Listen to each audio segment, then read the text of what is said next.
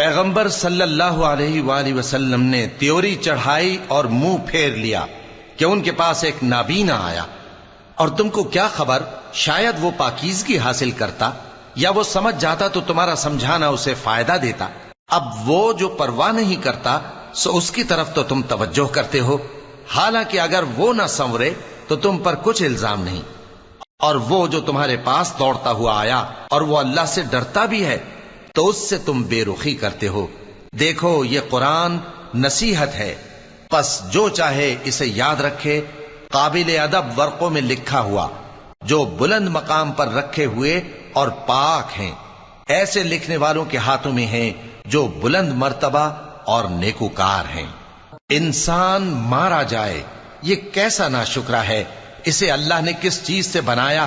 نطفے سے بنایا، پھر اس کا اندازہ مقرر کیا، پھر اس کے لیے رستہ آسان کر دیا، پھر اس کو موت دی سو اسے قبر میں پہنچایا، پھر وہ جب چاہے گا اسے اٹھا کھڑا کرے گا۔ کچھ شک نہیں کہ اللہ نے اسے جو حکم دیا اس نے اس پر عمل نہ کیا۔ تو انسان کو چاہیے کہ اپنے کھانے کی طرف نظر کرے۔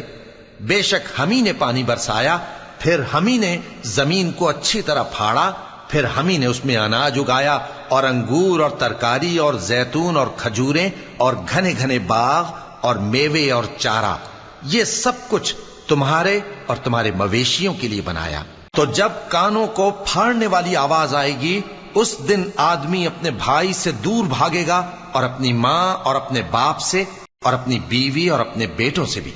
ہر شخص اس روز ایک فکر میں ہوگا جو اسے سب سے بے نیاز کر دے گی۔ اور کتنے چہرے اس روز چمک رہے ہوں گے، خنداں و شاداں، یہ نیکوکار ہیں۔ اور اس روز کتنے چہرے ایسے ہوں گے جن پر گرد پڑ رہی ہوگی اور ان پر سیاہی چڑھ رہی ہوگی، یہی لوگ ہوں گے انکار کرنے والے بد کردار۔